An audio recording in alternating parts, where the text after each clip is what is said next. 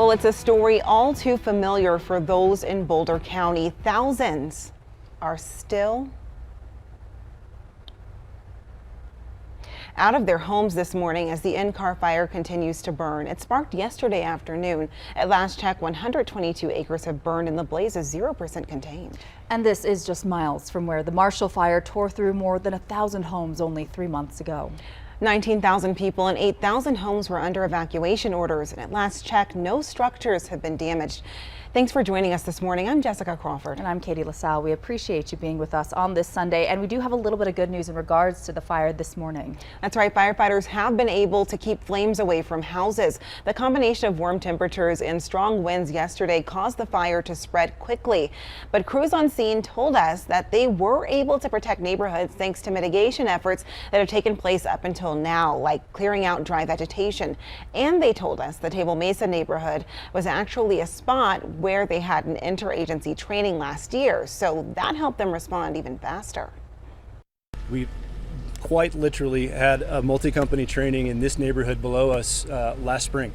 And so all those resources came in, knew exactly what they needed to do, pulled their hose lines, went into a structured defensive posture, and had everything lined out in moments.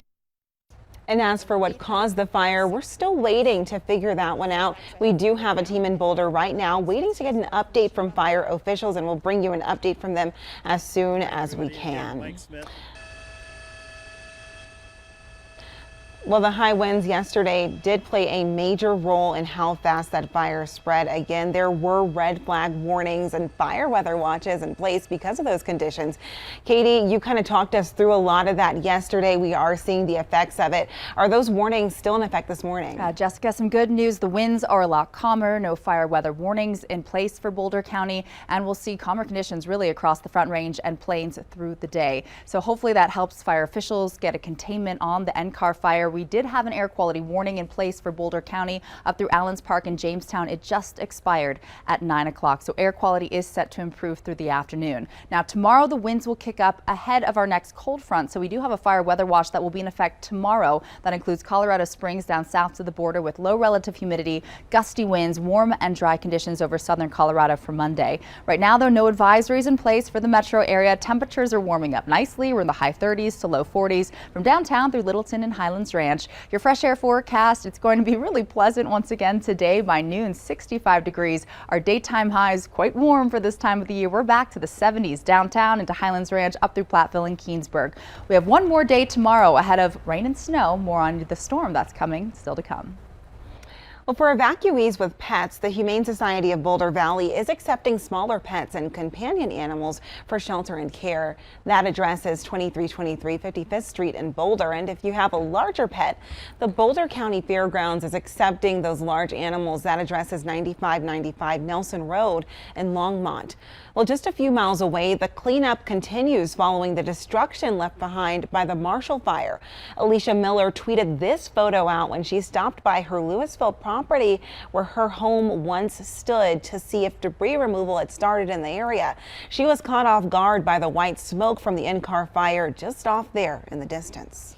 The frequency just keeps seeming to become more and more often, and it's just really terrifying. To see a cloud of white smoke off in the distance, what was going through your mind?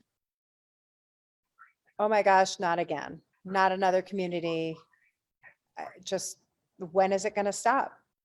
Miller says she signed a long-term lease at a property that was in today's evacuation zone. She says as much as she loves the Boulder area, she's considering moving somewhere else. And a press conference is happening right now there in Boulder County about the NCAR fire. We're there on the ground and we'll continue to watch the developments closely throughout the day. That's right. You can find updates from us on air, online at thedenverchannel.com, and of course on your Denver 7 Plus app.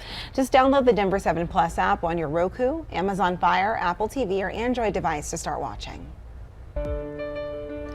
President Joe Biden is back in the United States this morning after his high-stakes trip to Poland as Russia continues to invade Ukraine.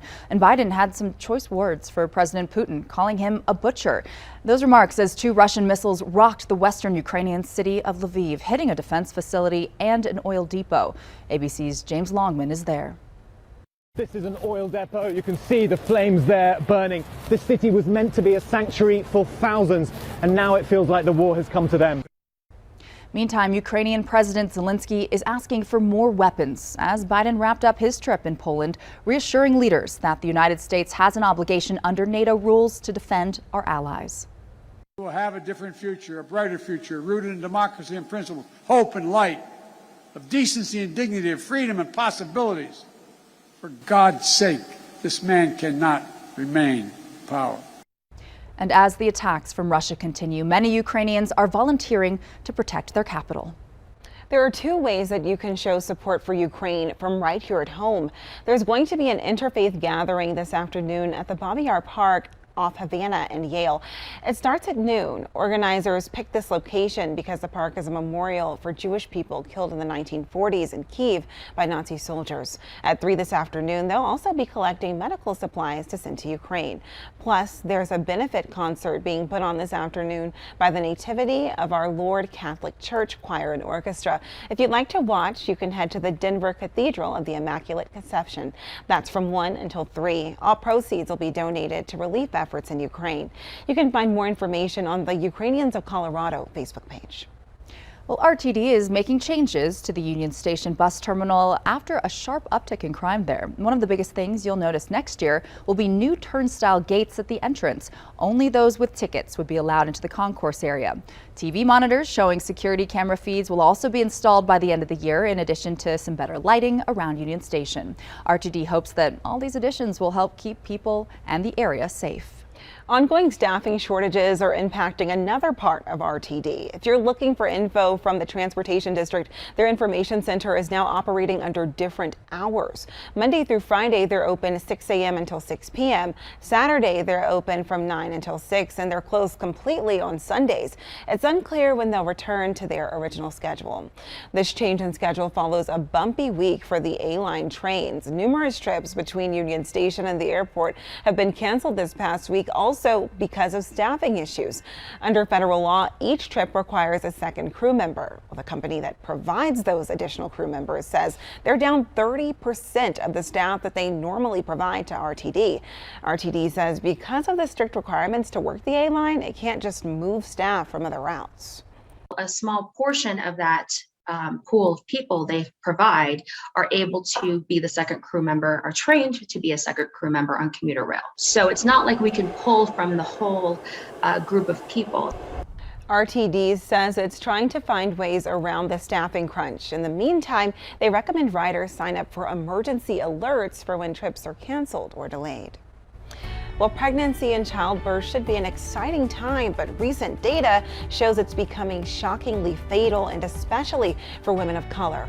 In our next half hour, we'll introduce you to one Aurora woman making things safer here in Colorado. Plus, we are just hours away from Hollywood's biggest night. I'm Morgan Norwood, and I'll have the very latest from the red carpet coming up.